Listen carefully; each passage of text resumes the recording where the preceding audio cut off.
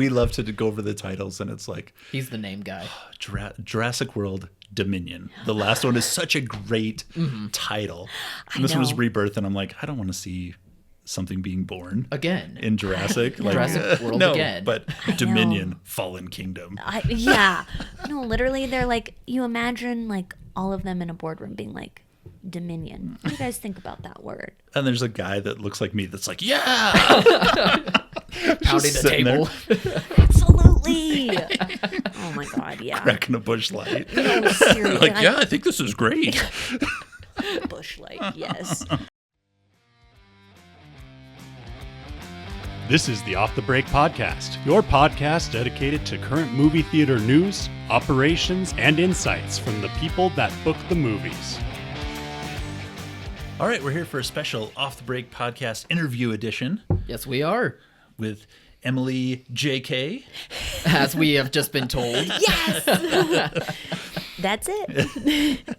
We're super pumped to have Emily here. Emily works with one of the theaters that we book movies for, but she is a jack of all trades when it comes to the film industry. So we've got lots of questions, hoping to get some insight into what you do have done in the film industry, because it's not, for you, it's not just exhibition. It's not just getting movies on screen and getting butts in seats, which is one of our favorite things to say. Of course. I love that. But it's actually creating the content that goes on the screen to get the butts in the seats. Yeah. Yeah. So what have you, so I mean, we'll get into the theater stuff, because that's the stuff we can ask the most questions about. But why don't you give us a little background of what you've done in the film content creation industry? Yes. Right? I'm trying to get my vernacular down. Film production? Film production industry. Yes, absolutely. So I think when I first moved to Missoula, I worked for the Big Sky Documentary Film Festival. I worked for the Montana Film Festival. So I was really involved on that side of things as far as like getting and receiving films and looking at them. But I was mostly on the like managerial, secretarial side. And then I had a friend, Jerry Rafter, shout out, who started producing films. And it was COVID, and I was working some remote job, and I was like, I'm so miserable. Yeah. I can't do this. I can't stay at home. Mm-hmm. And so she got me on a film set pretty much immediately, quit my job. And next thing I knew, I was like the COVID gal on this movie in Butte in October, November 2020. Yeah. And this is when COVID cases were spiking. Yeah. And really, in my mind, I thought I was just going to be doing like the processing of it. Mm. And then next thing you know, I'm like, spit in this tube. Right. Demi Moore, spit in this tube. You and Alyssa have plenty to talk about then, because she also Alyssa did some of that in stuff. New York City. Oh my Yeah, God. so- Yeah, no, it was so wild. And it was the first time I was on a set. So like, I want to say a proper set, but it was real low budget indie. Sure. But yeah. Demi Moore was in the film. Andrea Riseborough was in the film. Oh, wow. Yeah. And I was so like, I don't know what I'm doing here. Right. And it was funny. The producer kept being like, read the call sheet. And I was like, what is that? I don't know what So that you're is. starting from square one. Quite literally square one. Okay. Very much so. Yeah. And I had made my own films with my friends, but that had no... There wasn't a call sheet. Everybody was No. there. No, literally, we all agreed to just show up and Yeah. make it. And that was great. And that was super fun. And that process was so different than getting on this real set. So the good thing about being the COVID girl on that set was that I knew everyone. Like, Yes. I was like, you have to come to me and you have to talk to me. You are Demi getting Moore, one-on-one you have to. time. Yeah. Quite You have to literally. you have to see me. You have to see me. And I am kind of miserable right now because everyone thinks I'm a nurse. I have no medical training whatsoever. And it was so difficult, but I befriended the script supervisor, who then became my mentor. And his name's David Bush, shout out.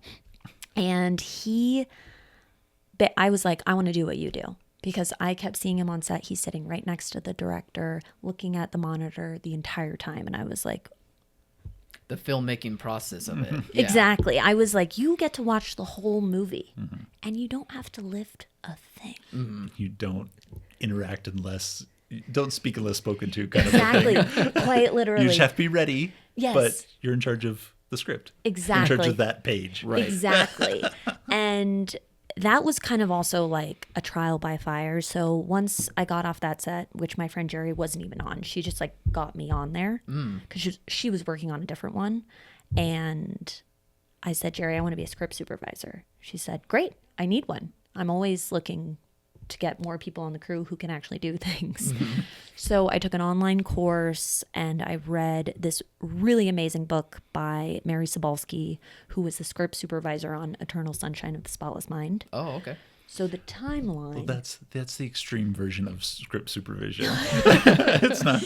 No, literally, she has like an entire breakdown of Kate Winslet's like hair dye and how much her roots should be grown out for each timeline. And I was like, amazing. If I got that script, I would actually be like, I'm going to turn this down. Yeah.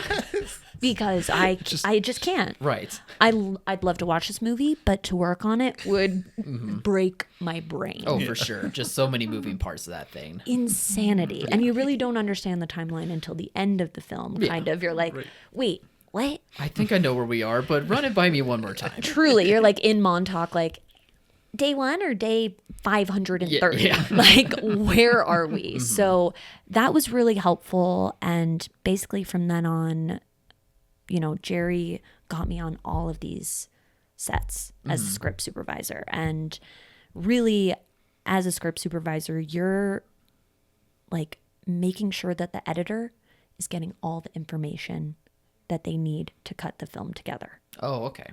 Yeah. So my notes are directly to the editor of like, use this take, don't use this take. Or if you do, cut around this part where someone really flubbed their line.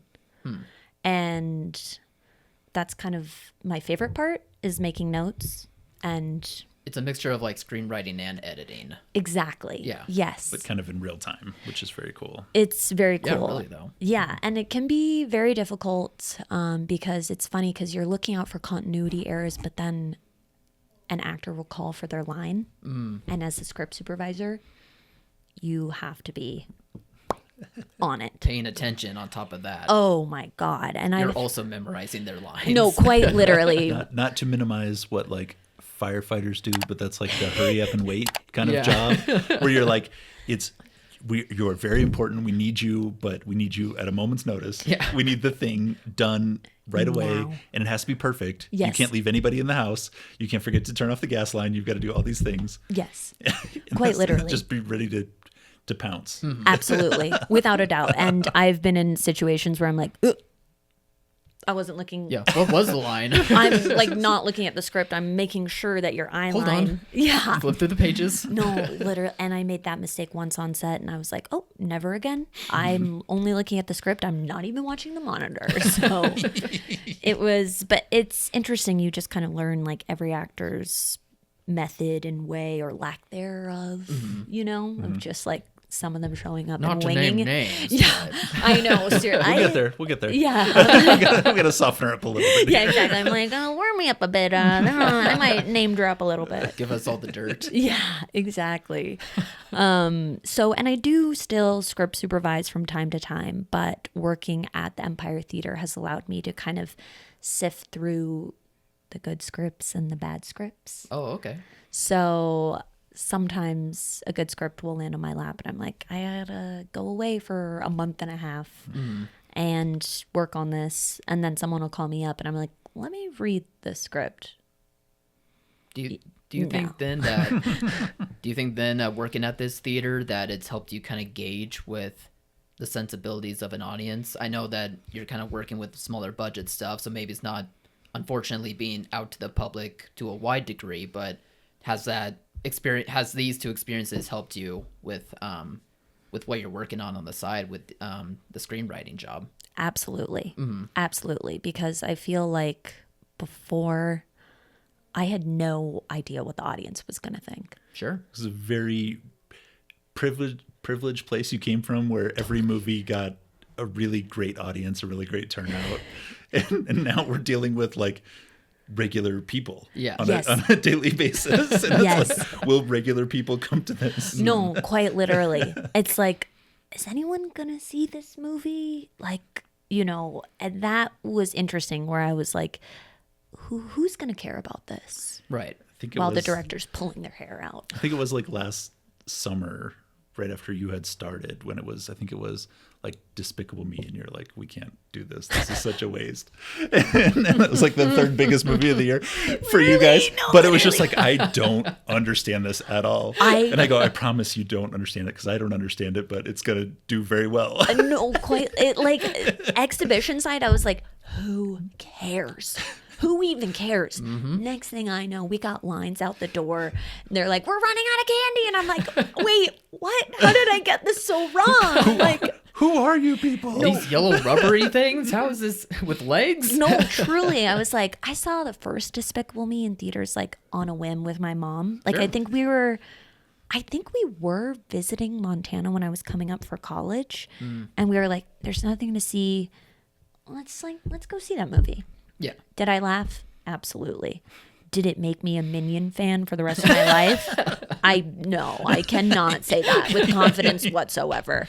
You But- got that one. Oh my God, yeah. Other people aren't as lucky, I don't think. No, truly. I like realized like Minion Mania is real, and there are a lot of things I don't understand about the viewer / consumer. And us too. Like Yeah. there's this Godzilla efficiency, like giant monster movies or horror movies released by Warner Brothers are like a guaranteed $35 to $50 million opening. Right. And in little towns in the Mountain West, they're guaranteed to be a really decent first week. Yeah. Even though it's like, this is not going to do anything. There's no interest in this. I haven't seen anything for this. And then it's like, oh, that was 150 people for a Friday night showing out No, of nowhere. literally, it'll blow up, and I'll be like, whoa, whoa.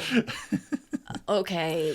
Close like- the doors for the screening. And you're like, what just happened? No, quite literally. I've been so like shocked so many times throughout the year where I've just been like, what? That did that well? Or- Yes. Yeah. And or the I- opposite. And well, also when there's a flop, like I really thought Joker 2 was going to be slam dunk. I was like, Oh.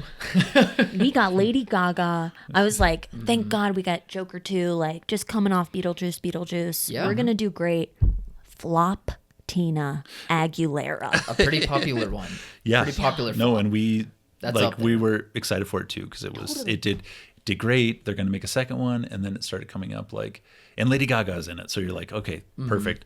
And then you start seeing like it's there's music in it, and you're like, okay, well we can survive a song or two, and they're like, it's a musical for general audiences, like. Right. Yeah, and you're like, wait. Oh, wait, no. No, And then the reviews start coming in like bad to worse. Yeah. And it's like, oh no, like this is playing at every little town in Utah and Montana and Wyoming because 2 weeks. because it's the only thing that's there, and then it's 14 days of it where you're just waiting, and then you're also public enemy number one because you put on a woke R-rated Joker. No, quite literally. And there were definitely instances where customers were like, that only one other person that's by themselves has a backpack in the theater. Yeah. Like, I feel unsafe. And Yeah. I'm like, I totally get it. But I know that kid. Right. And he actually did a double feature of whatever else we were playing. Yeah. And Joker 2. And he's here. He's packed for the night. Yeah, exactly. Like but I understand that fear and that feeling of Oh, yeah, like, yeah. why are you in Joker 2 alone? And you know what? It just be like that. And Yeah. most people were, Gotta to be know. honest. No, like totally. even in New York City, there were Yep. a lot of people that were alone in the theater. Maybe it Exactly. will be okay. Yeah, like I'll go see this. I don't have to invite anyone. Like, who are you? That was me when I saw that one, reported back, and woof. Totally. Yeah. Yeah, I know. So there was a whole other layer to that. But back to your question, I think like, yeah, working on a set. To be honest, I work on a lot of westerns filmed in Montana. Because we're here, yeah. Because we're here and they come for the backdrop. Right. Like, if they're not coming for the backdrop, like, I don't know what they're doing. Cowboy hats only take you so far. Quite literally. Yes, very much so. So I work on a lot of westerns, which I can't say is my favorite genre, at least the modern one. It depends. It really depends. Yeah. But I think I've been able to discern like good action sequences and not good ones. And I think that's helped me a little bit where I'm like, cool, like horse chase. Like people are going to want to see that. Yeah, Or, on the big screen, biggest screen possible. exactly. Yeah. Yes, exactly. So yeah, certain things like that where I've been wrong and then I've been like, okay, this will work. But Well, the one you've most recently done that's been in theaters was Unholy Trinity. yeah. Oh, is that right? Yeah. Oh, that's awesome. Yeah, Yeah. that one was a trip. Pretty wild. And that has Pierce Brosnan? And Samuel L. Jackson. Okay, right. That's Yeah. cool. This was all during the Pierce Brosnan stepping on the Grand Prismatic Spring, and this is one of his things. Okay. That's right. He like went to Yellowstone and was like, oops. Yeah. There's boardwalks. I'm just gonna walk around. I'm James Yeah. Bond for Yes. crying out loud. Oh my gosh. Yeah. Don't risk it, buddy. No, truly. Like they're like, we will get you. Right. Yeah. And yeah, that was funny. But that was a wild set. That going into that, it was funny because I'd just gotten engaged. Congratulations. Thanks. Yeah, I had just gotten engaged and then like on like Thursday and then like day one was Monday. Oh, okay. And I was like, okay, we're in it. And working with Samuel Jackson was so cool and also a total trip. Every day I was like, Just life of the party on set. oh my gosh, yeah. That's awesome. Yeah, he was great. He really loved the scenery. He really liked Montana. But you know, actors, they all got their quirks. Oh, sure. Yeah, Yep. yeah. Got to step around everyone to not ruffle the feathers while they're in the midst of things. We had a really good rapport because every day he would come and show me his rewrites Oh, okay. for the dialogue. And I was like, okay, cool. Yeah, I'll just run this by someone else. Yeah. But he was like, he was great to work with. And same with Pierce. Pierce is like total Mr. He kept calling me Amy. Oh, And I did not correct him.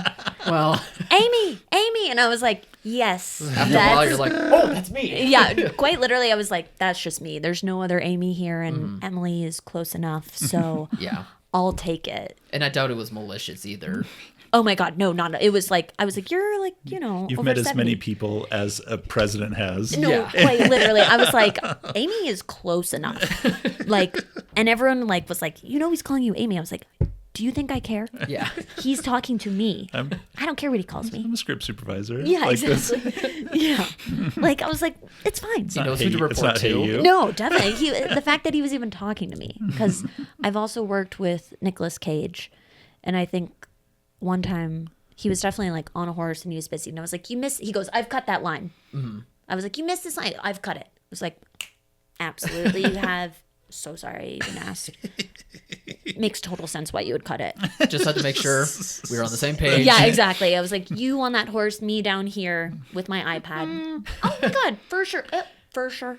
Just like an X through the script. Like, So cut. who's harder to work with then? Are these like these concrete actors, or the new people that are trying to get excited to break into the industry?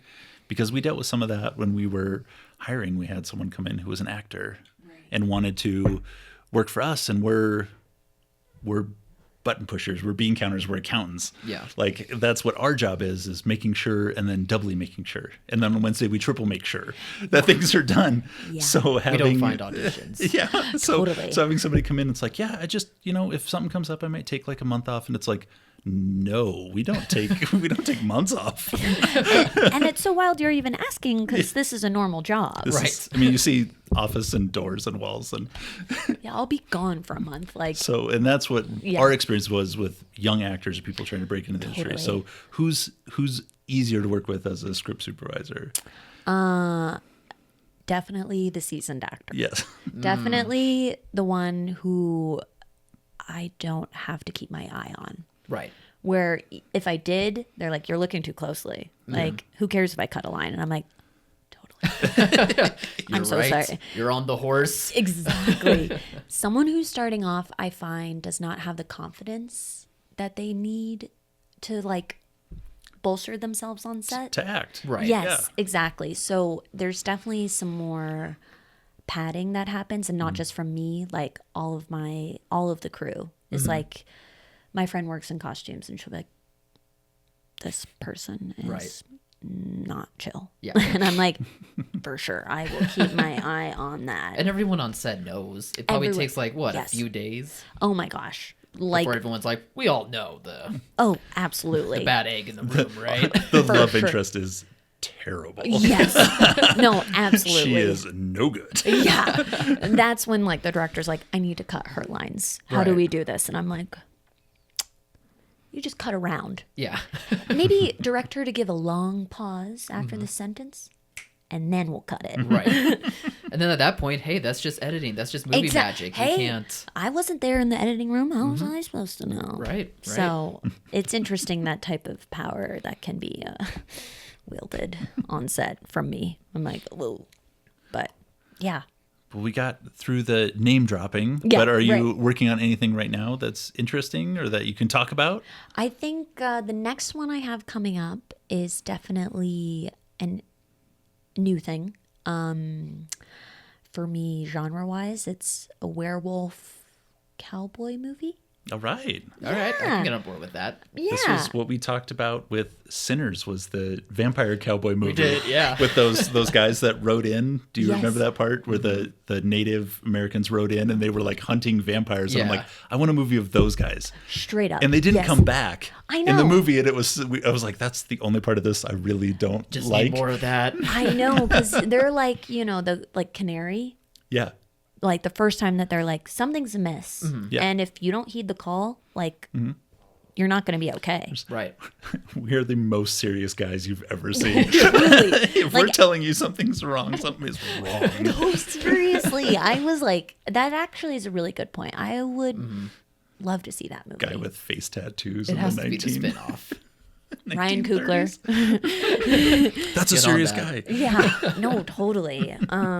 Yeah, no, I think this one won't be on the Sinners level, but I do know it's going to be very stunt heavy, which is exciting because I always like watching the stunt guys come in and do their There's thing. nothing you have to do Yeah. in that. Quite- It's usually like, watch out. No, quite literally, they're like, "Is that going to cut?" And I'm like, "Totally."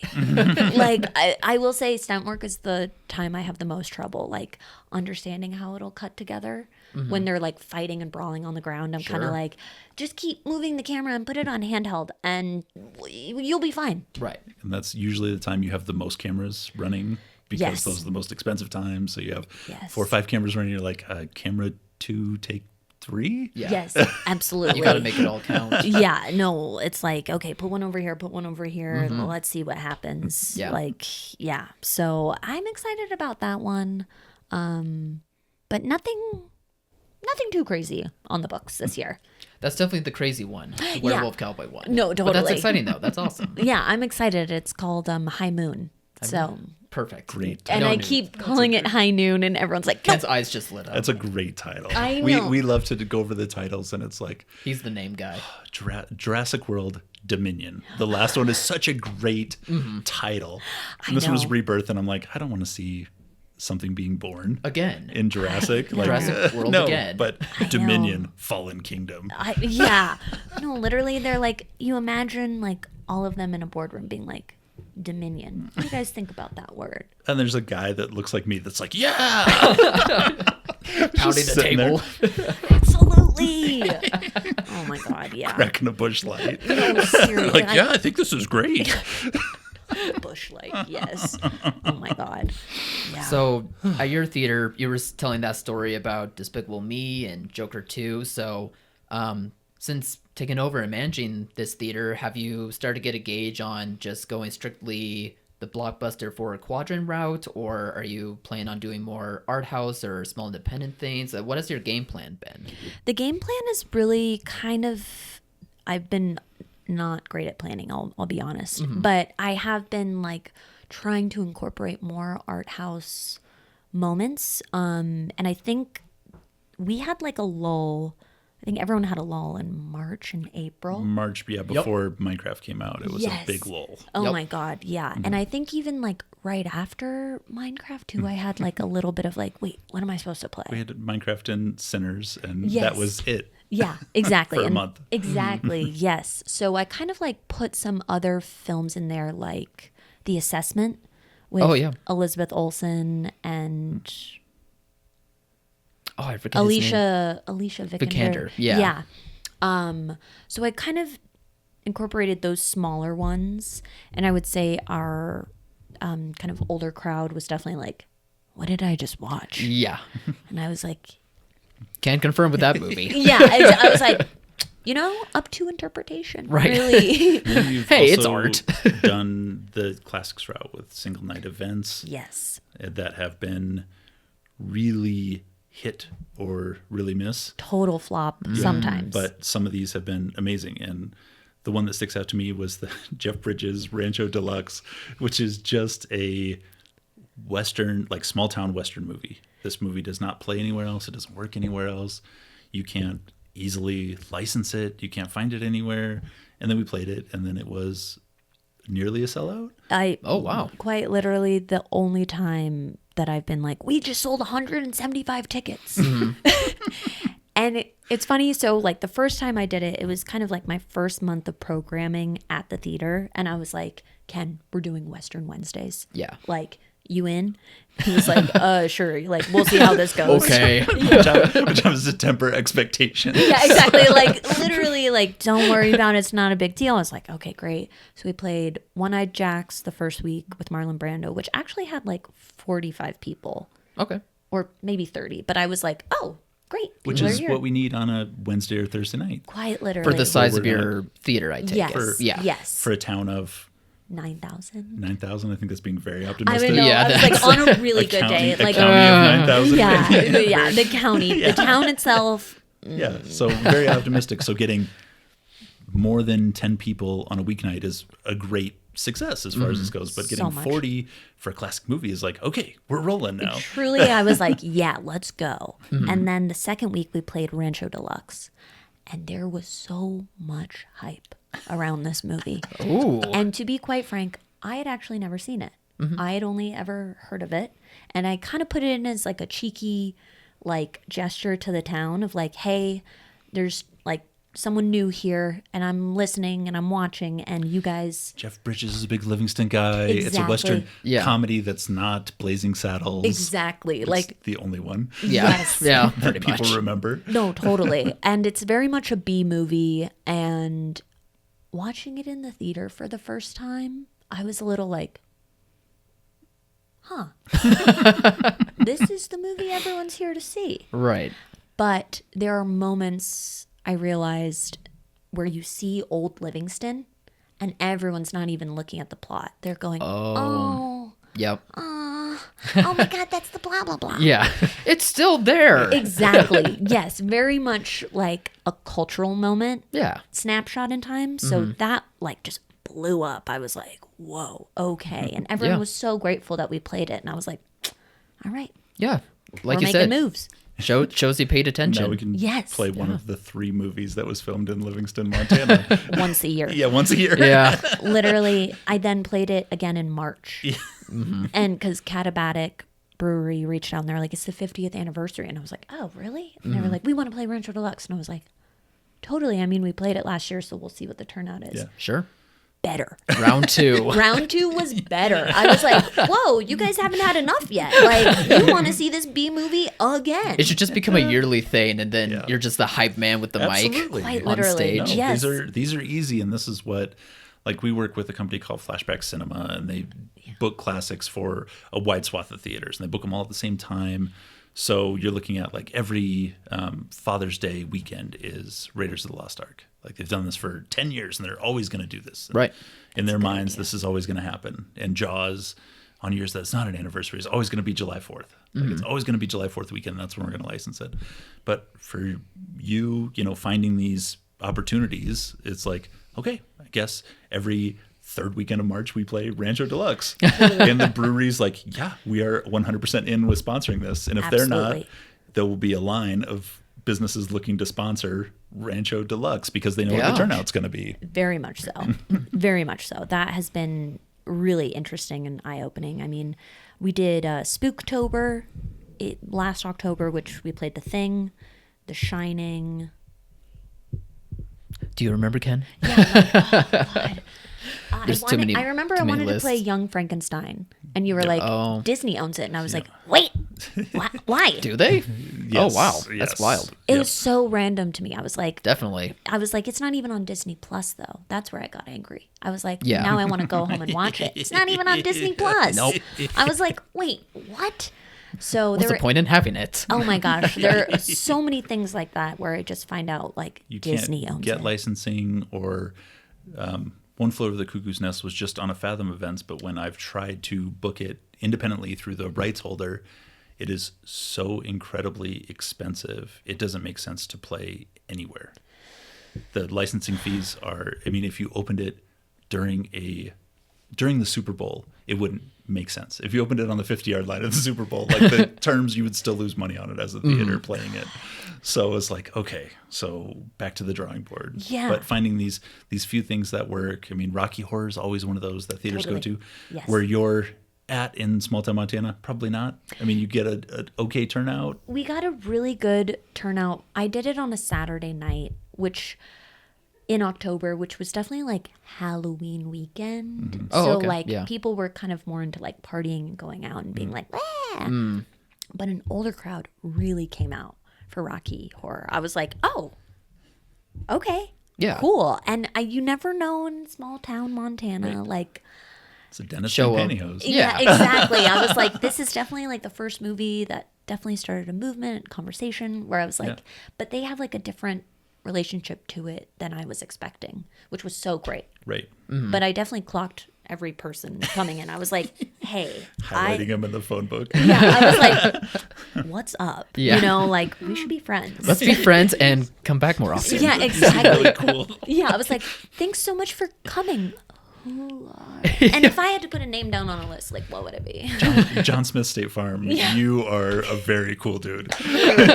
you seem pretty regular. No, truly, I was like, oh, like cool little zip up Patagonia here, but like, who's underneath that? Right. You know, Right. like, someone who's into culture, I'm into. So has that been starting to help you gauge in like the very passionate demographic that wants to go out to the theater often, or have you been able to like compile your own like tiered membership list type of thing? Have you just been doing stuff like that since getting to know more of the people showing up to the theater? You know, it's interesting because I feel like there's a huge dichotomy in the people who say they want certain movies to be there and then the people who show up. Right. Right. I'm not shocked. Which has been probably the most frustrating thing. Because I will be like, okay, I'm doing this series. And those people that are so hyped on it do not come. Yeah. But the people who are showing up, I've been very like, I've noticed at least in Livingston, it's an older crowd, which I appreciate. And so I've been kind of playing to them a little bit more so than like a younger crowd. Yeah. Which is great because I think the thing is though, is like people stop seeing dinner and a movie as like a really cool date Yeah. and they like won't get a babysitter for that, which has been kind of like a downfall for me where I've been like, you should get a babysitter to like go out, have dinner and then see a movie. Yeah. And they're the like, point is to escape. exactly. Not just in the movie, but yeah, exactly. from the house. Get out. And Yeah. I think that has been like a harder thing to sell people on, which I wasn't expecting. yeah, you would think that even though times are a bit tougher, you'd think that people would still want the excuse to just have an escape of any kind. Absolutely. And if you buy our membership, your movie price tickets are $7. Yeah. And that our membership's $50 a year. And you get a $3 discount on every film ticket. So Yeah. it's like, for me, I was like, this is not really like an expensive date. Right. This is a pretty cheap one. The dinner will be more expensive. Quite literally, yes. Exactly. Very much more. Yeah. Where we're at is the, Oh my God. I If you know. go to Bozeman, Yeah. Oh my even God. even in Livingston, they've got it's probably raised too. updated prices from small Montana towns. Yeah. Yes, yes. And there's like a huge difference between like the cheap restaurant and like the not cheap restaurant as far as food quality. Yeah. Yeah. So you're like, if I spent a little more, like I'd be getting a lot more, wouldn't I? But it's like you're spending a little more for sure. Yeah. So yeah, I think like the crowds I've been playing to, like I'll say this month I wanted to call the series Sweaty Guy Summer. but that got vetoed, which was the bummer. So I called it. I think that takes you somewhere else. I'm just gonna throw that out No, there. totally, absolutely. That turns into one of our normal podcasts where I start geeking out It's about just- men's physiques. And It's just Ken talking how- about Henry Cavill's biceps. Oh my God, It's just him on absolutely. stage for an how I hour. recognize him from behind in totally. Deadpool and Wolverine because I saw his traps. I'm like, that's Superman.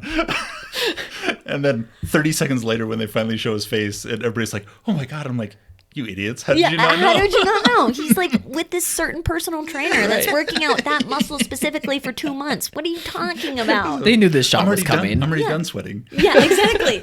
Oh my gosh, I know. Sweaty guy summer. So what'd you end up with? So we had To Kill a Mockingbird. Everyone is patting their brow. Yes.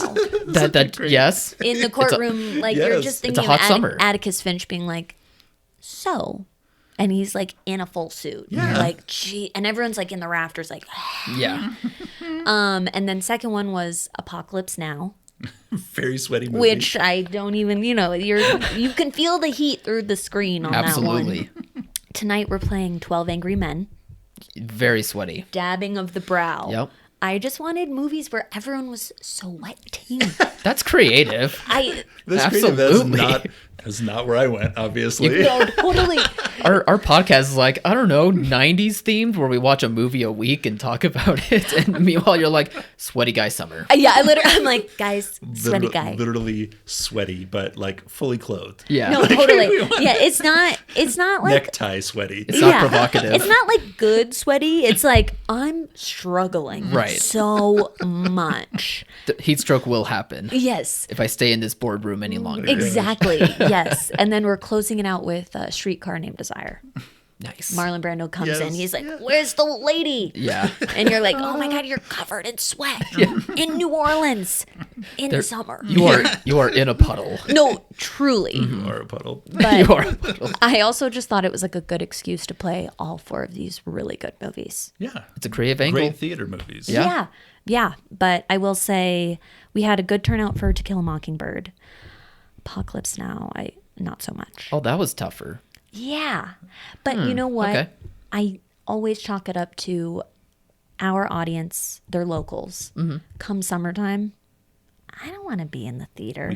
Unfortunately here we get 12 weeks of summer. Totally. You got to Yes. make them We get count. 12 weeks where there's likely no snow in the forecast. Totally. Likely. Yes, And hopefully. now we're Yeah. at like week 9 11. already. Yeah. Oh my God, I know. It's like flying by. But No kidding. yeah, I just figured, I was like, oh, it is also like a 3-hour movie. The runtime might have something to do with for it. me, that's a runtime. Yes. I've never sat through that one all the way. Because Totally. it's so intense too. It's so intense. There's no reprieve. No. From there's no- anything. Yeah. There's no Yeah. time to sit and like catch your breath. Totally. It's like I'm going to be engaged, like fully engaged and anxiety ridden for 3 hours. Exactly. Which Like- is the tale of a great movie, but I don't know if I want to necessarily feel that in a room full of people. Totally. Totally. For 3 hours in a hot summer day. Yes. Well, it's air conditioned inside. I It guess is- the extra And conditioning would help. That was like supposed to be like you're sitting in an air conditioned room and you're watching these guys sweat on screen. Yeah. Like, it's gonna be a great vibe. Like that's how I was marketing it. I like Emily, it. this is like the most innocent, sweetest thing I've ever heard. Yeah. We're gonna have sweaty guy summer. There's no. But don't worry, There's no Arnold fully movies. clothed. Yeah. No, literally. Like Stallone is not anywhere near this. I'm like, I've got so many ideas. At most, the shirt will come off, but there is a tank top underneath it. I've got Yeah, so many ideas. absolutely. And it's just And that back then was like, oh my, a tank top. Atticus Finch getting a sweet tea on the porch. no, literally, he's like, "Oh my scouts, you better not be doing that anymore." And you're like, "Sweaty guy summer." Hey, Yeah. what else? I don't know if there's ever going to be a better point to end No. the podcast than Sweaty Guy Summer. Brilliant. Everyone take notes. Oh, I love that. Well, thank you for coming in, Oh my Emily gosh. JK, and talking about both sides of the film industry. Yeah, it was a blast. Thank you. My total pleasure. Yeah, Have me back anytime. love that. We can't wait. Oh, well, when we have High Moon, then we'll have Yes. to talk about this. We Absolutely. need a follow up to this tale. Yeah. Oh, I can't wait. Yes. There will I be can't stories. wait. Yes. I can't wait. I'm excited. We're for this sold. one. Oh my God, it's gonna be great. Title is the most important part of a movie. Yeah, that's how you sell it to begin with. All right. Thank you so much. Thanks so much, guys. Thanks for listening. All right. Yes. Bye, everyone.